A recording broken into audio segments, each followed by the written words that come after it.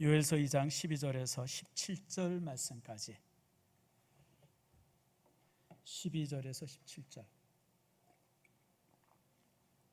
우리 교독하겠습니다. 여호와의 말씀에 너희는 이제라도 금식하고 울며 애통하고 마음을 다하여 내게로 돌아오라 하셨나니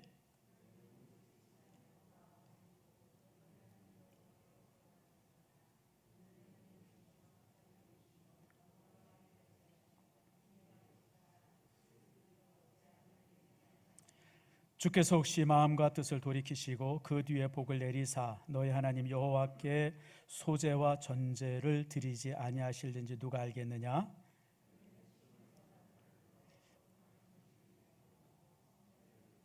백성을 모아 그 모임을 거룩하게 하고 장로들을 모으며 어린아이와 젖 먹는 자를 모으며 신랑을 그 방에서 나오게 하며 신부도 그 신방에서 나오게 하고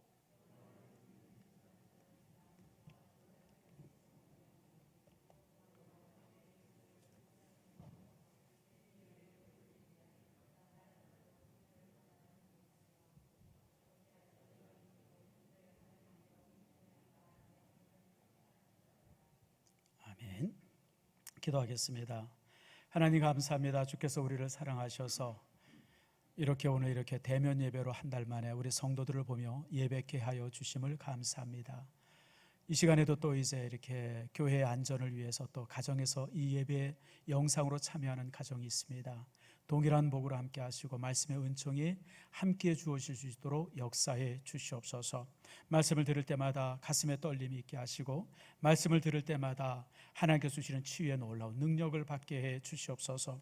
지금도 병상에서 이렇게 신음하고 있는, 그리고 이제 기도하고 있는 성도들이 있습니다.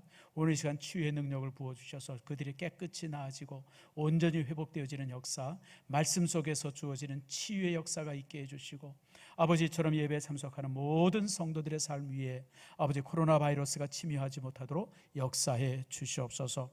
오늘도 이 시간 동일한 복으로 우리에게 함께 하시기를 소망하며 예수님의 이름으로 기도드립니다. 아멘.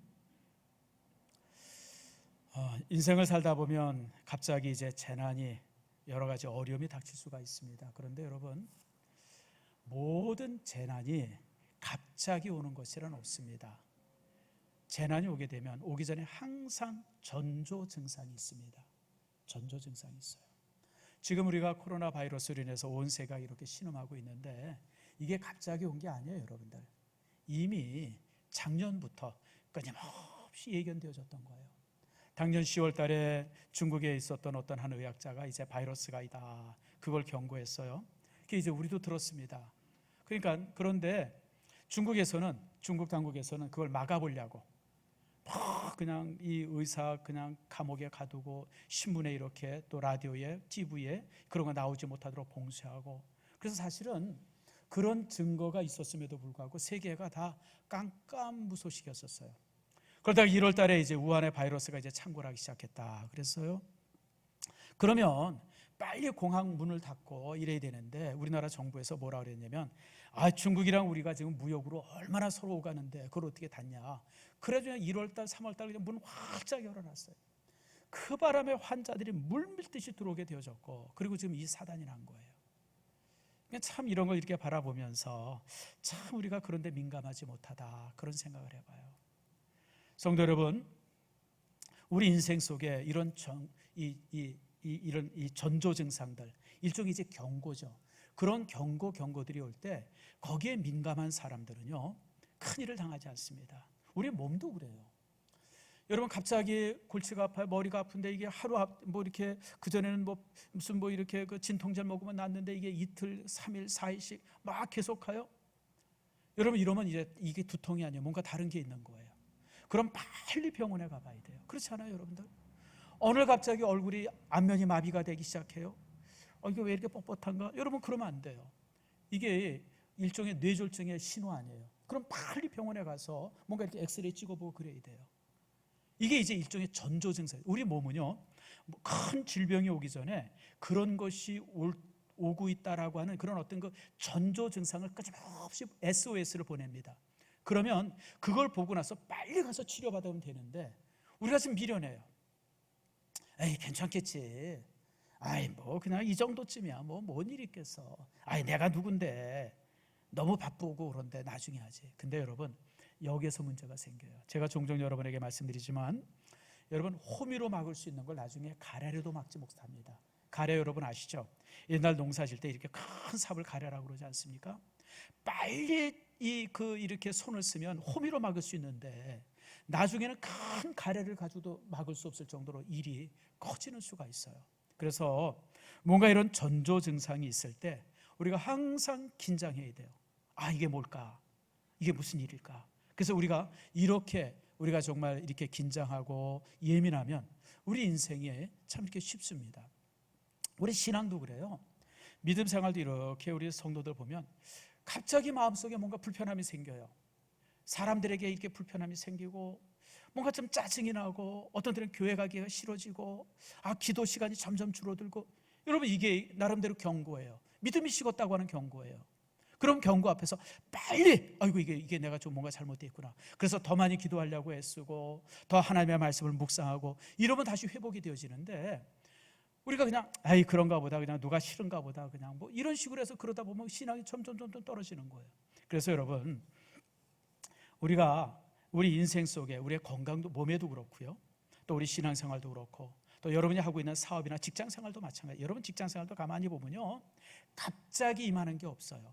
망하는 회사들이 보면 몇 년 동안 끊임없이 전조 증상이 있습니다. 인재들이 떠나고 뭐 이제 사원들 간의 불화가 심하고 뭔가 그 매출이 급격히 줄기 시작하고 뭔가 좀 이렇게 기반부터 막 흔들리는 것 같고 이러고 그러면 여러분 이게 기업이 이제 망한다고 하는 그런 어떤 전조 증상 그럴 때는 그냥 빨리 긴장하고 대처해야 되는데 우리가 지금 그런 데 좀 느려요. 그러다 보고 그냥 빵 터져서 무너지면 그때서야 뭐 갑자기 왔다는데 여러분 갑자기 오는 재앙이란 이 땅에 없습니다. 모든 재앙이 올 때 항상 전조 증상이 있습니다. 전조 증상이. 그래서 그런 전조 증상에 우리가 항상 이렇게 이제 귀를 기울이고 잘 찾아봐야 돼요. 오늘 요엘서가 바로 그 전조 증상에 대한 책입니다. 요엘서에 보면 큰 재앙이 임하기 시작했어요. 큰 재앙이 임했는데 그런 재앙이 바로 이제 일종의 전조 증상입니다. 무슨 재앙이 왔냐면 처음 온 재앙은 뭐냐면 메뚜기 떼예요. 지금도 지금 메뚜기 떼가 심각하잖아요. 보통 이 메뚜기 떼가 어디서 발흥하냐면 아프리카에서 발흥을 합니다. 이게 또 주기적으로 발흥합니다. 뭐 7년 만에 한 번씩, 뭐 10년 만에 한 번씩, 뭐 이런 식으로 주기가 있더라고요. 이게 발흥하기 시작하면 메뚜기 떼가 팍 일어나가지고 그게 이제 사하라 사막 밑에서부터 되어지다가 그게 이제 사막을 넘어서 어디로 오냐면 이게 이제 중동 지역으로 옵니다. 근데 중동 지역에서 이제 이렇게 끝나면 되는데 이게 또 이제 안 끝나지만 어디로 오냐면 중앙아시아 쪽으로 와요.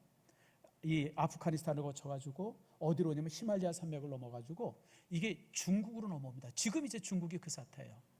얼마 전에 몇 달 전에 제가 이렇게 뉴스를 보니까 중국 운남성 쪽에 이게 아프리카 메뚜기 떼가 이제 들이닥쳤다고 하는 소식을 접했어요. 중국이라는 나라가 워낙 이 언로가 차단되어 있기 때문에 지금 어떻게 되고 있는지 정확히 모르지만 이게 아주 심각합니다. 근데 이런 메뚜기 떼가 이제 그 가나안 땅에 이제 임한 거예요. 그러니까 농작물들이 폐허가 되어지고 이 가축들이 먹을 것이 없어가지고 그냥 막 쩔쩔매고 막 그런 상태가 되어졌어요. 근데 그것도 힘든데 북쪽에서 군사들이 들이닥친 거예요. 듣도 보도 못한 군사들이. 과거에는 전쟁이 국경 분쟁입니다. 국경에서 이제 그러니까 이 다윗이 이제 전쟁을 많이 했잖아요. 근데 다윗이 한 전쟁이 항상 국경을 접하고 있는 나라들과의 전쟁이에요. 그러니까 블레셋과의 전쟁이라든지 모압과 다메섹과 암몬과 뭐 이렇게 이제 그런 국경을 접하고 있는 나라와 전쟁이 대부분이었었어요. 그런데 갑자기 듣도 보도 못한 나라가 침략을 한 거예요. 아수르죠.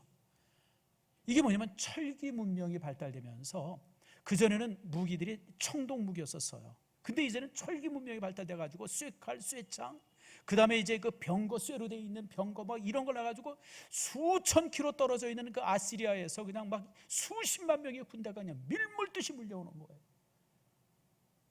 전쟁의 양상이 바뀐 겁니다.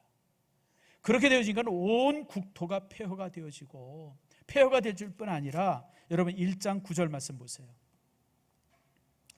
자, 요엘서 우리가 2장을 읽었죠. 1장 9절에 이렇게 말씀합니다.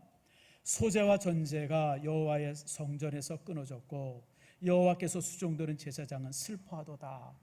소제와 전제, 이게 뭐냐면 매일 드리는 제사입니다. 그래서 상제사, 항상 상자를 써서 상제사라고 그러거든요.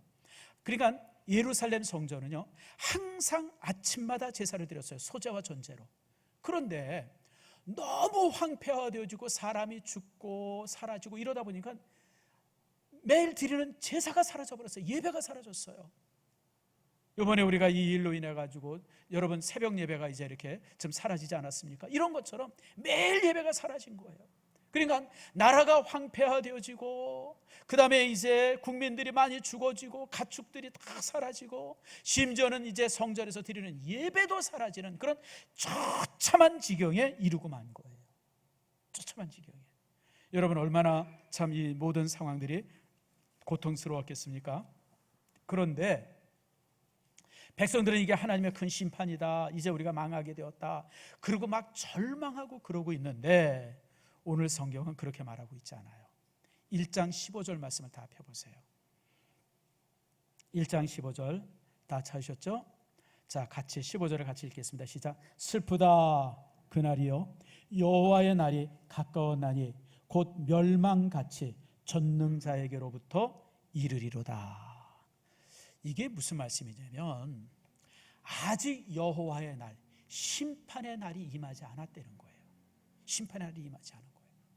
다시 말하면 지금 남쪽에서는 그냥 메뚜기 떼가 막 밀려와서 땅이 황폐화되어졌고, 북쪽에서는 아수르 군대가 쳐들어와서 그냥 막 성이 막 불타고 사람들이 죽어지고, 그래서 이제 인생이, 이 세상이 다 끝났다라고 생각하는데, 오늘 하나님께서는 아직 하나님의 심판이 임한 것 아니다. 지금 이렇게 임한 여러 가지 재난들은 하나님의 심판이 임할 거라고 하는 경고지, 이게 심판이 아니라는 거예요. 이건 경고일 뿐이야. 아직 심판이 임한 거 아니야. 너희들이 심판이 임했다고 절망하는데, 너희들이 심판이 임했다고 막 낙심하는데, 아직 심판이 임한 거야. 심판이 임하면 이런 건 유도 아니야. 지금 이렇게 임한 재앙들은 너희들이 회개하지 않고, 너희들이 변화되지 않고, 너희들이 새로워지지 않으면 이런 심판이 임할 거라고 하는, 진짜 심판이 임할 거라고 하는 경고다. 그게 바로 오늘 15절에 우리에게 주신 말씀이 되어지는 겁니다. 사랑하는 성도 여러분, 우리가 지금 큰 어려움을 당하고 있죠. 근데 이런 어려움이 아직 여러분 심판이 임한 게 아니에요. 지금 경고하는 거예요. 경고. 여러분, 우한 바이러스가 이렇게 임하면서 참 우리는 많은 경고를 보죠. 자, 여러분, 이 어떤 경고입니까? 자연 파괴에 대한 경고예요. 여러분, 바이러스가 시작된 곳이 우한 아닙니까? 우한인데 어디서 시작됐어요? 요즘에 이제 여러 가지 설이 많아요. 우한 바이러스 연구소에서 인위적으로 만든 거다. 오늘도 이제 이렇게 그 인터넷 뉴스를 보니까 이 바이러스가 얼마나 독하냐면 90도 열에도 죽질 않는데요. 그리고 침, 무슨 침인지, 바이러스를 찌를 수 있는 침이 뭐가 있는지 모르겠는데 아무튼 침으로 100번을 찔러도 죽질 않는데요. 이게 완전히, 이거는 그냥 불사신이에요. 불사신. 지금 우한 바이러스가 그 정도로 독하답니다. 그러니까 사람들이 이게 자연에서 만들어진 게 아니라 이 중국 정부에서 만들어서 퍼뜨린 거다, 뭐 그런 루머가 지금 확 퍼져 있어요.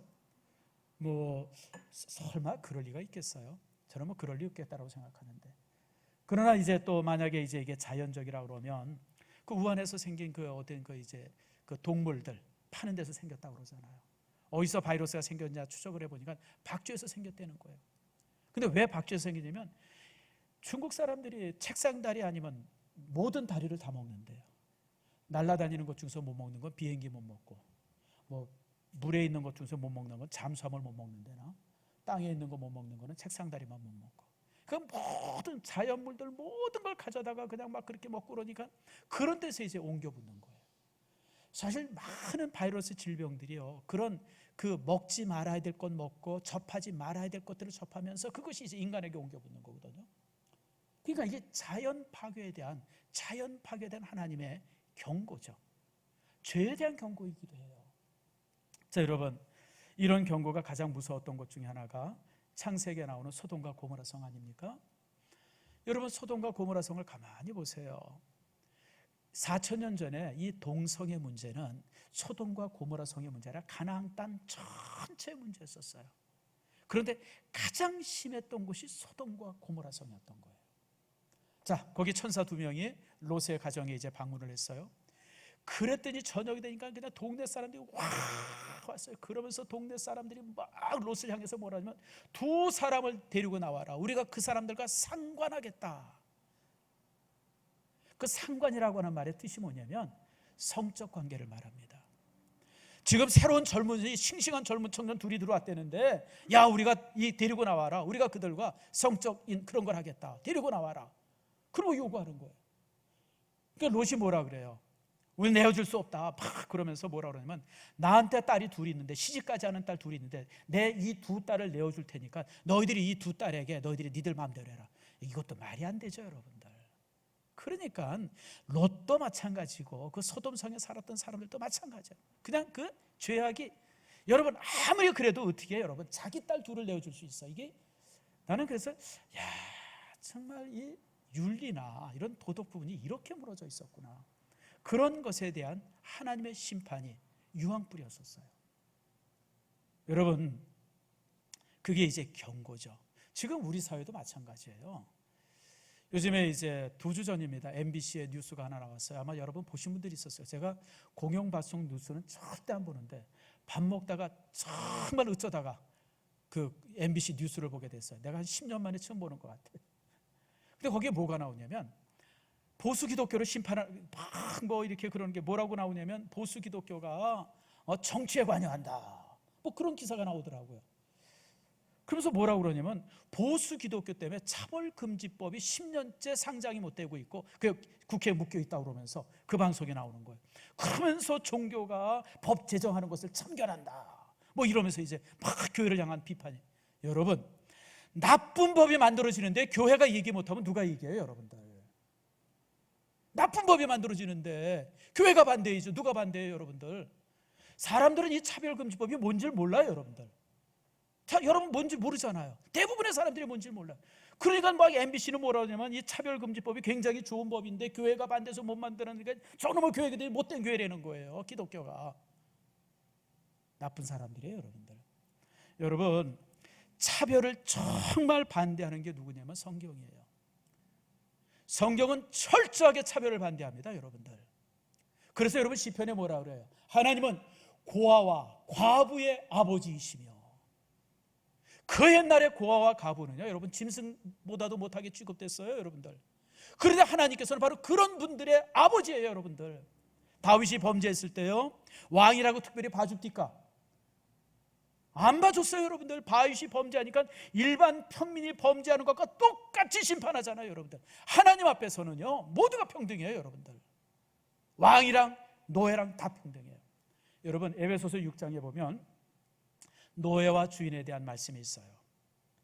에베소서 6장에 보면 뭐라고 그러냐면, 노예들이 주인을 섬길 때 하나님을 섬기듯이, 그리스도를 섬기듯이 섬겨라. 그저 그냥 눈에 보이는 것만 슬쩍하고 그러지 말아라. 이게 직장인들에게 다 가져야 될 태도예요. 우리가 직장 생활할 때, 여러분들이 직장 생활할 때에 여러분 정말 하나님께 하듯이, 정말 그리스도께 하듯이 그렇게 진심을 가지고 해야 돼요. 근데 그 다음 절이 뭐냐면, 주인에 대한, 노예 주인에 대한 얘기예요. 주인도 그리할 것이며, 따라합시다. 주인도 그리할 것이며. 이게 무슨 뜻이에요?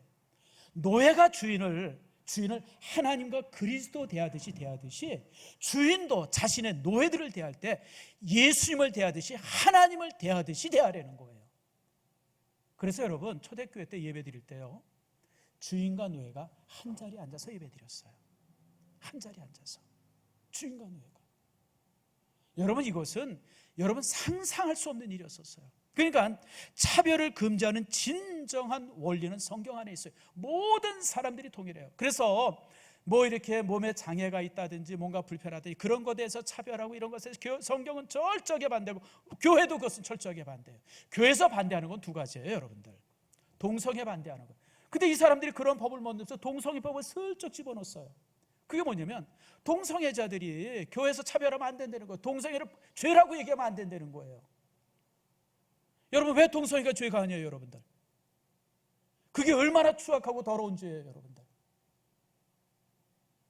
아니, 남자들끼리 둘이 살면서 지들이 부부라고 그러고, 그리고 또 나는 웃기는 게 뭐냐면, 걔네들이 또 이렇게 입양을 해요, 입양을.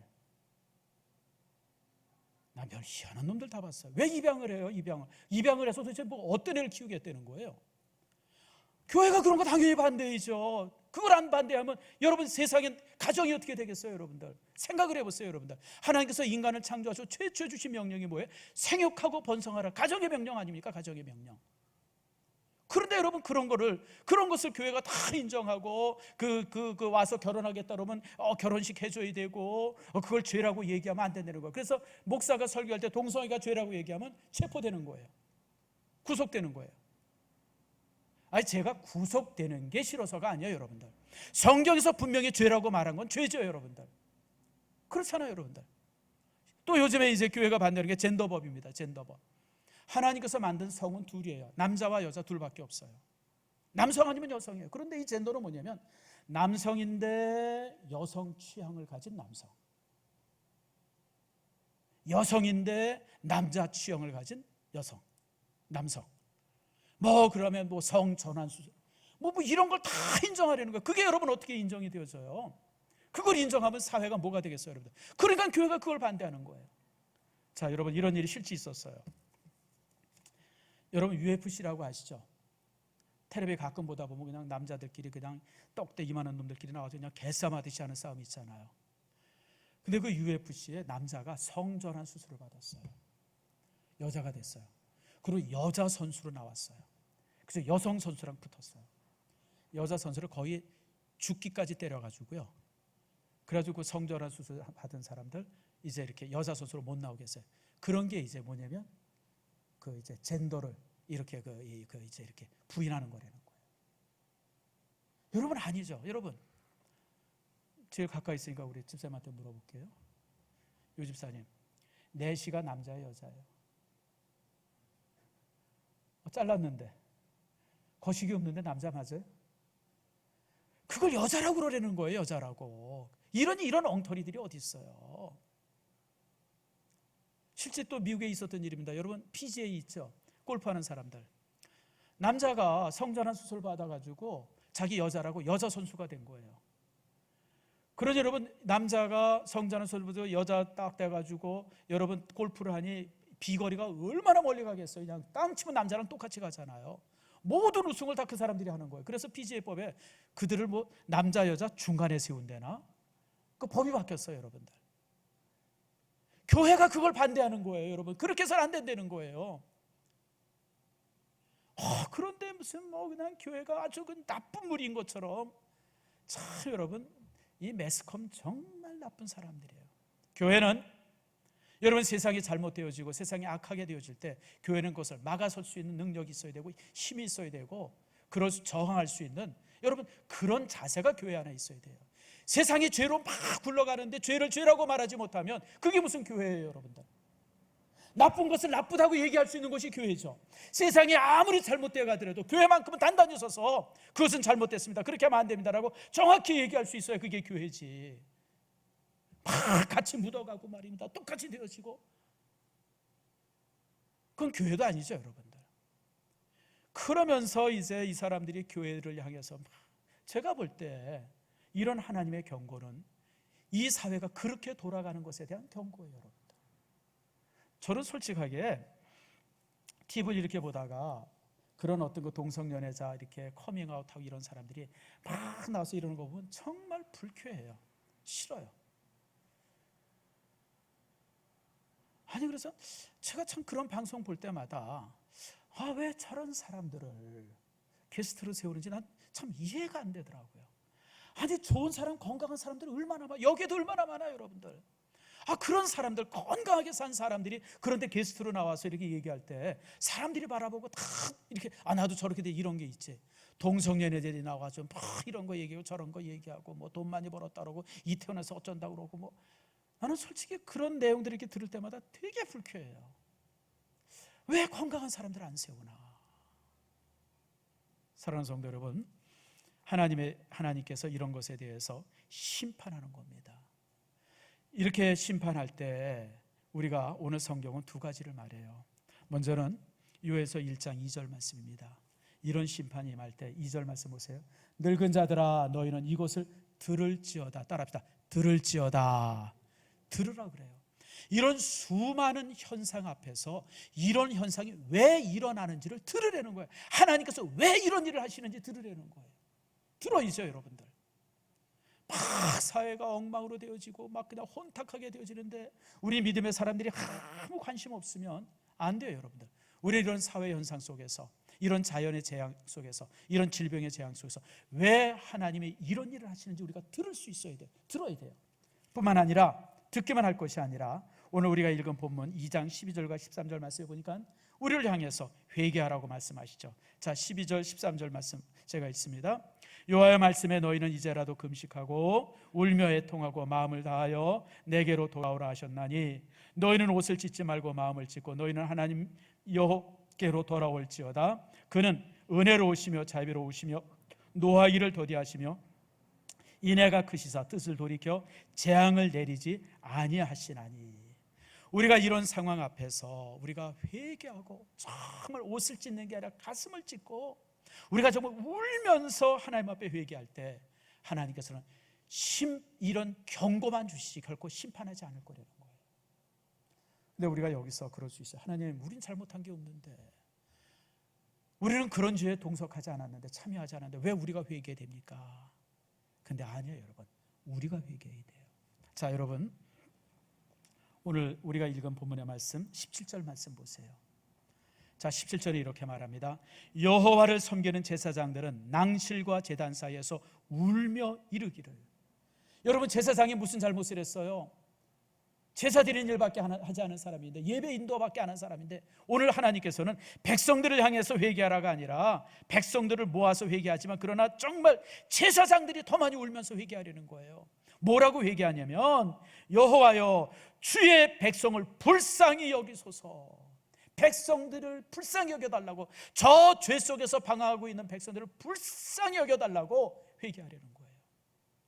사랑하는 성도 여러분, 우리가 이 땅에서 우리가 해야 할 일이 바로 그겁니다.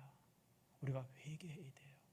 내 죄를 회개하는 것이 아니라 우리 민족을 향해서 회개 기도를 드려야 되고, 이 땅을 위해서, 이 온 인류를 위해서 우리가 정말 주님 앞에 눈물로 기도해야 돼요. 하나님, 저들을 용서해 주시옵소서. 교회를 향해서 핍박하고 하나님의 진리에 대해서 손가락질하는 저들을 하나님께서 구해달라고 우리가 하나님 앞에 기도할 수 있어요. 그게 우리의 몫이에요. 우리는 괜찮은데 이러고 살다가 죽어서 천당 가면 되지. 여러분, 이게 우리의 몫이 아니에요. 우리의 몫이란 바로 이 사회를 바라보면서 그것이 내 죄인 양 가슴을 찢으면서 이 사회를 위해서 기도하는 것, 그게 바로 우리의 몫이라고 오늘 성경은 우리에게 말씀합니다. 사랑하는 성도 여러분, 우리가 이 상황 앞에서 참 불편함이 많죠. 솔직히 저는 목사로서 너무너무 불편하죠. 교회, 여러분 생각을 해보세요. 천주교는 예배드려도 되는데, 미사드려도 되는데 교회는 예배드리지 말아라. 이런 나쁜 정부가 어디 있어요, 여러분? 정말 나쁜 놈들이죠. 정말 나쁜 놈들이죠. 여러분, 어제 신문에 났잖아요. 여러분 보셨어요? 한 달 동안 여러분 거의 하루에 200명씩 200명, 300명 막 이렇게 두 자릿수 환자가 생겼잖아요. 그러니까 이 한 달 동안 생겨진 환자의 숫자가 한 3-4천 명이 될 거예요. 그렇지 않겠어요, 여러분들? 그런데 이렇게 많은 환자가 생겼는데 교회에서 확진된 곳은 4곳이에요. 4곳. 교회에서 확진된 곳은 4곳밖에 없는데, 이게 여러분 어제 신문에 난 이 얘기예요. TV에서도 여신 광고예요. 그런데 그냥 무슨 환자가 생기고 하면 다 교회에서 생긴 것처럼 매스컴이 그냥 동원하고 그냥 정치인들이 그냥 온 교회를 향해서, 나쁜 사람들 아니에요, 여러분들? 자기들이 실패해놓고선 교회에다 모든 책임을 지우는 거예요. 지금 교회는 4군데밖에 없는데, 여러분 이 땅의 교회가 몇이에요? 이 땅의 교회가 약 5만 교회가 넘습니다. 5만 교회 중에서 4군데에서 확진자들이 나왔어요. 교회가 퍼뜨린 게 아니라 교회 예배 드리는데 여러분 병 걸린 사람이 와가지고 퍼진 거예요. 4교회밖에 없는데 지금도 보면 그냥 매스컴을 보면 교회가 모든 그 바이러스 퍼지는데 어떤 주범이 된 것처럼 항상 그렇잖아요. 논조가 실제 실패한 것은 여러분 정부가 실패했고 질병본부가 실패한 건데, 지들이 실패하는 것은 뭔가 누구한테 뒤집어 씌울 사람 찾는 거예요. 제대로 걸린 게 신천지죠. 그리고 또 이제 지금 교회를 향해서 지금 그 사랑교회, 물론 그 교회는 좀 내가 보니까 잘 못했어요. 그러니까 누구한테 죄를 뒤집어 씌우려고 지금 혈안이 돼서 찾는 거예요. 사실 그래서 우리가 조심하는 거예요. 참 난 이것도 창피해 죽겠어요. 지금 이게 뭔 짓이에요 도대체. 근데 하도 정부에서 뭐라 그러고 와서 그러니까 에이 그냥 우리가 좀 그 협조하는 척이라도 하자 싶어가지고 이걸 세웠어요. 또 사실은 또 혹시나 여러분들이 불편해할까 봐 사실 이렇게 세운 건데 난 참 이런 게 너무너무 불편해요. 근데 여러분 그런 불편한 마음 가지고 계속 있지 말고 저와 같은 이런 마음 가지고 계속 있지 말고 오늘 17절 말씀처럼 이 백성의 죄가 내 죄인 것처럼 회개하려는 거예요. 그게 먼저 되려는 거예요. 불편함 가지고 막 그러지 말고 하나님 이 백성을 불쌍히 여겨 주시옵소서. 이 백성의 죄악에서 이 백성을 구원해 주시옵소서라고 울면서 기도하라고 오늘 성경은 우리에게 말씀합니다. 우리가 이렇게 되어질 때 여러분 오늘 설교의 제목에 있는 말씀처럼 때문에가 아니라 덕분에가 되어집니다. 다시 말씀드리면 이런 여러 가지 아픔이나 어려움들이 교회를 이 힘들게 하고 고통스럽게 하는 게 아니라 이걸 통해서 하나님께서 뭔가 큰 축복을 우리에게 내려주신다고 하는 거예요. 때문에가 덕분에가 되어져요. 실제 여러분 그 사건이 있었어요. 2000년 전에 여러분 사도들이 전도할 때 기적이 나타나잖아요. 베드로가 한번 설교했더니 5,000명이 예수를 믿었어요. 5,000명이 세례를 받았어요. 또 그 다음에 또 이제 설교했더니 3,000명이 또 한번 설교했더니 7,000명이. 여러분 이건 세계 역사상 있지 않았던 일입니다. 수많은 사람들이 예수를 믿고 그래서 여러분 예루살렘은요 주일이 되어지면 온 예루살렘에 찬송 소리가 가득했어요. 그러지 않겠어요 여러분들? 수만 명의 사람들이 예수를 믿는데 그러니 주일날 그냥 수만 명의 사람들이 예배를 드리는데 얼마나 대단했겠어요. 그런데 여기에 핍박이 찾아옵니다. 사울이라고 하는 사람이 제사장의 이제 엄명을 받아가지고 여러분 사람들을 잡아가고 수색하고 심지어는 돌로 때려 죽입니다. 그게 스데반입니다. 그러니까 사울이죠. 이제 사울이 집집마다 다니면서 예수 믿는 사람을 찾아내고 그들 잡아서 감옥에 집어넣고 막 또 이제 막 그러고 그러니까 그 편안하게 예수 믿던 사람들이 큰일이야. 그래가지고 그냥 다 도망을 쳐요. 수만 명의 사람들이 다 도망을 쳐요. 예루살렘에 누가 남냐면 사도들 12명만 남아요. 나머지는 다 도망을 쳐서 교회가 무너져 버렸어요. 예루살렘 교회가 황폐화되어져 버린 거예요. 수만 명이 예배하던 교회가 사라진 겁니다. 그런데 바로 이 일 덕분에 놀라운 일들이 벌어져요. 이 일 덕분에 뭐가 되냐면 온 세상 안에 교회가 세워지기 시작해요. 여러분 빌립의 얘기가 사도행전에 나오잖아요. 빌립 집사가 도망을 쳤어요. 그리고 사마리아에 도망을 쳤는데 보니까 같이 도망친 사람이 여러 사람들이 있어요. 그래서 같이 예배드리고 그리고 주일날 예배드리고 그러다 보니까 믿음의 사람들이 쫙 모여들어서 사마리아에 교회가 생긴 거예요. 그래가지고 여러분들 예루살렘 교회 외의 모든 교회가 그 핍박 덕분에 생겨진 거예요. 로마 교회가 그렇게 생긴 거고 안디옥 교회가 그렇게 생긴 거고 저 다메섹 교회가 그렇게 생긴 거고 수없이 많은 교회가 핍박 덕분에 생겨진 거예요. 핍박 덕분에. 핍박이 없었으면요 지금 예루살렘 교회 하나밖에 없었을 거예요. 핍박 덕분에 온 세계 안에 특별히 빌립 집사 얘기가 아주 재미난 얘기가 하나 더 있어요. 그리고 이 사마리아 교회를 세우고 나서 빌립 집사가 또 다른 데 이제 가다가 우연히 누굴 만나냐면 에디오피아의 내시를 한 명 만나잖아요. 에디오피아의 내시를 만나죠. 그를 전도해요. 그리고 그가 전도를 받고 에디오피아에 가가지고요 온 에디오피아를 기독교국으로 만듭니다. 그래서 아프리카의 그 많은 국가들 중에서 유일하게 기독교 국가가 지금 이디오피아입니다. 이디오피아가 기독교 국가예요, 여러분들. 놀랍죠, 여러분들?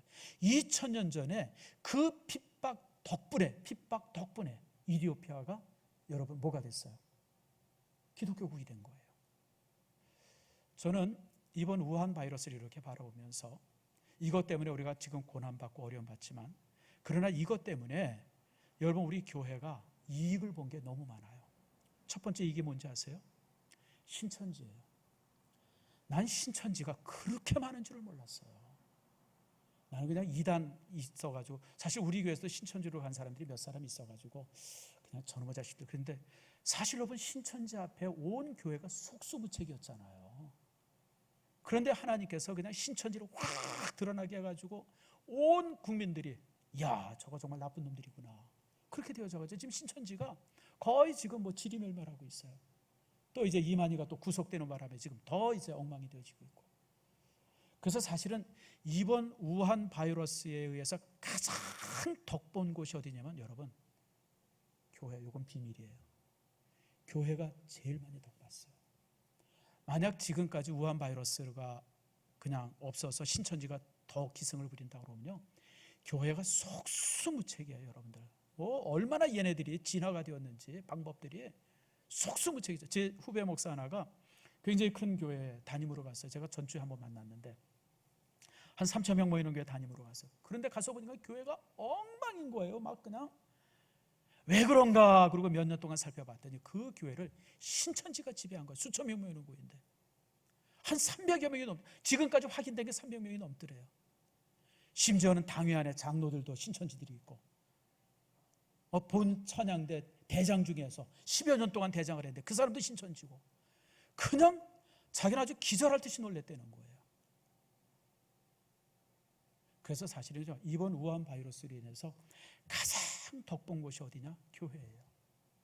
이거 하나님께서 뽑아내주지 않으셨으면 여러분 앞으로 대한민국 교회가 심각한 위기였었는데, 그렇죠. 저는 또 이제 이것 때문에 이 덕분에 또 하나의 덕분에가 있는데요, 우리의 신앙의 분명함을 확인하게 되었어요. 지금까지 교회에 두 종류의 성도가 있었어요. 정말 하나님과의 관계 속에서 되어지는 성도가 있었고, 교회 생활하면서 내가 성도라고 생각했던 그런 교인들이 있었어요. 예, 명목의 그리스도인이에요. 그러니까 이렇게 비대면 예배를 드리면서 가정에서 예배를 드리고 집에서 예배를 드리면서도 똑같이 믿음이 흔들리지 않는 사람들이 있어요. 우리 교회가, 제가 이렇게 항상 우리 성도들, 우리 부교육자들한테 이제 교회에서 예배드리고 또 이제 가정에서 영상 예배드리고 확인해 보면 우리 교회는 95%가 가정에서도 동일하게 영상 예배를 드리고 있어요. 실제 이렇게 제가 인터넷에서 클릭한 걸 봐도 알잖아요. 매 주일마다 200가정 이상이 같이 예배를 드리고 있어요. 근데 그 5%가 문제예요. 5%. 이때다, 교회 안 가도 된다, 이러니까 그냥 예배 안 드리고 이런 사람들이 우리 교회 솔직하게 한 5% 정도, 한 가라지가 5% 정도가 있어요. 여기서 진짜 신앙과 가짜 신앙이 드러나지고 확인되어진 거예요. 키질 한다 그러죠. 키질. 하나님께서 키질 한다. 그래서 가라지를 걸러낸다 그러잖아요. 가라지가 누군지를 확인하게 되어진 거예요. 참, 그러면서 제가 이것도 참 교회의 유익이다. 뿐만 아니라 우리 주일학교도 마찬가지예요. 여러분, 우리 주일학교가 참 어렵고 힘들다, 우리가 기도도 하고 그러지만요, 여러분 우리 주일학교도요 70% 이상이 영상 예배 드려요. 지금 주일학교 학생들이 주일날. 너무 놀랍지 않아요, 여러분들? 70% 이상이 영상 예배를 교육자들과 함께 드리고 있어요. 뿐만 아니라 여러분, 우리 성도들의 헌금도 동일하게 똑같이 해요. 11조 하던 사람은 여전히 11조하고.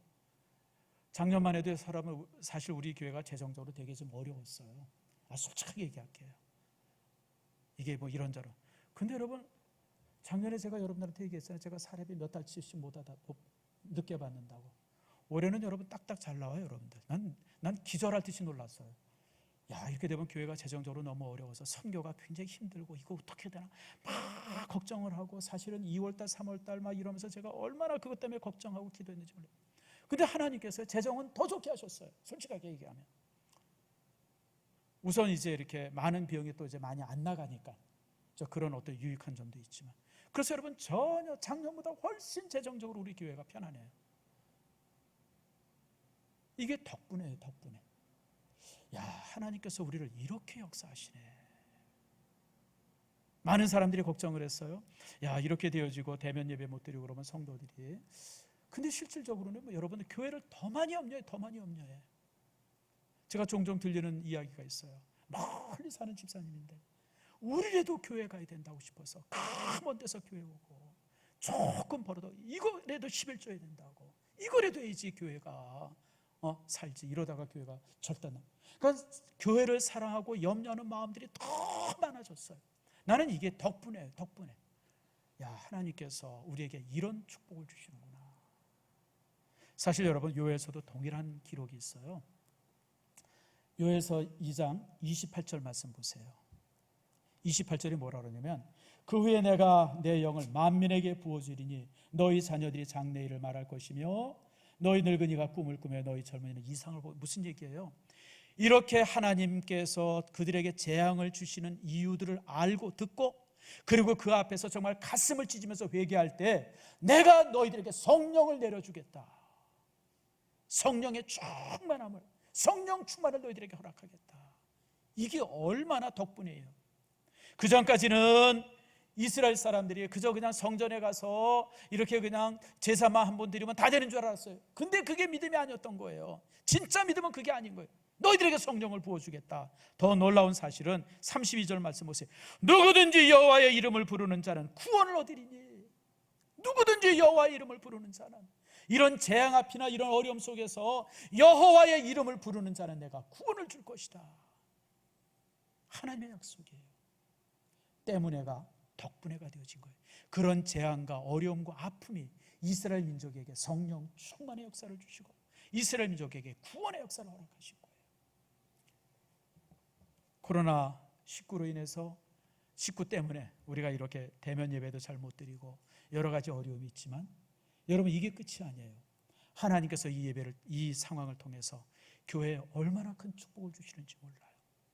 여러분들이 그 축복을 확인하길 바랍니다. 그래서 여러분, 믿음이란 때문에를 덕분에로 바꾸는 능력이 믿음이에요. 무엇 때문에가 아니라 그것 덕분에 우리가 이렇게, 우리의 삶 속에 종종 어려움이 오고 힘듦이 오면 그것 때문에가 아니라 그것 덕분에 우리가, 이게 믿음이에요. 이게 믿음이에요. 이게 믿음의 힘이고 우리가 가지고 있는 살아있는 믿음의 능력이에요. 여러분들이 이번 기회에, 이거는 이제 제가 교회라고 하는 큰 덩어리를 통해서 여러분에게 말씀했지만 여러분 개인도 마찬가지예요. 이 상황 속에서 여러분 개인의 삶 속에 하나님이 주시는 덕분의 복을 찾기를 바라요. 이것 덕분에, 이 1년 덕분에 내 삶이 얼마나 변화되어지고 새로워졌는지를 주 앞에 찾는 은혜가 여러분 안에 있기를 축원합니다.